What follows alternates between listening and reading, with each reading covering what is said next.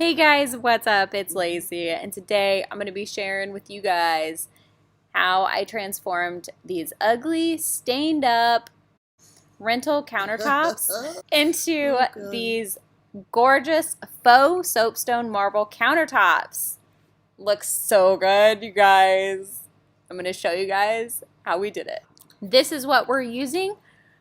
It's similar to how they make vinyl flooring, so it's bubble resistant and you can peel it away without any sticky residue left behind, so it's perfect for renters. What we're doing right now is measuring the entire length of this run. That should leave us enough to get all the way to here and have a little bit of overlap. Lots of water, because then that'll make it move. Because once you take that cover off, it is sticky. Is it? It's really sticky. Okay.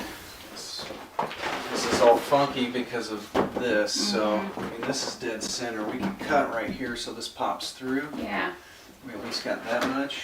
Yeah. Cut it right here in the center so that way we can go back and forth with it. We just need like a slot. Really all we're trying to do at the moment is cut this spot here. Okay.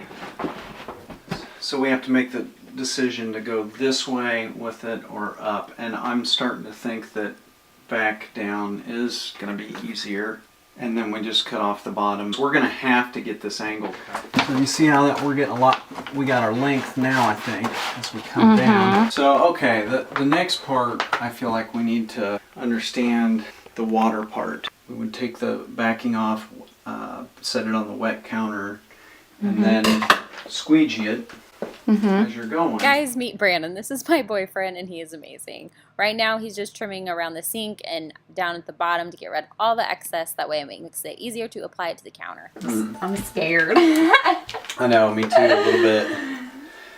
The only way to do it is, I guess, just to do it. We just gotta do it. Yeah. Okay. I said the wetter the better, so let's just take that advice and This part's just pretty self-explanatory. You just want to, what we did, we started from the back of the counter, placed it along the edge, and then worked our way towards the 90-degree angle in the crease, and then worked our way down towards the bottom of the counter. See, you're getting all those bubbles out when you do that. yeah. We made sure we sprayed a lot of water down, that way when we got it down onto the counter, and if we didn't like the way that it was laid, we could move it easily. Then after we had it down exactly how we wanted it, we took a squeegee and got out all the water, and as we were doing that, all the bubbles were starting to go away. After all the bubbles were gone and we liked how it was laying, Brandon took a box cutter and just cut off a lot of the excess, and then we flipped it over and tucked it underneath my counter.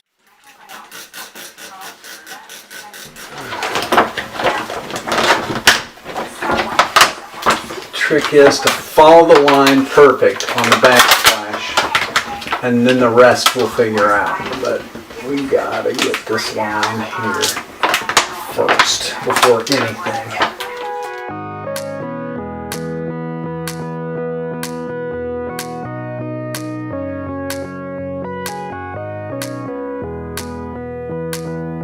Going around the sink was a little tricky, and you can remove your sink, but I didn't want to deal with that. So I took a blow dryer, and as I was heating it, I was like pressing up against the sink. That way it made a sharp edge. That way Brandon knew exactly where to cut so that he didn't cut too much off of it.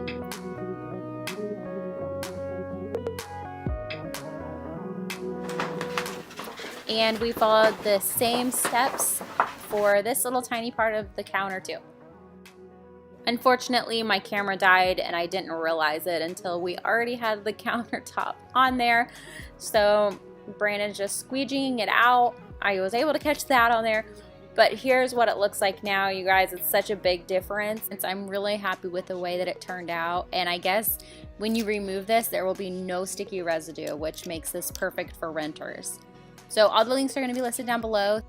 And the next thing I'm tackling in my kitchen are my cabinets. So make sure you subscribe if you're not already. Be on the lookout for those videos, and I will see you guys in the next video. Thank you so much for watching. Bye, guys.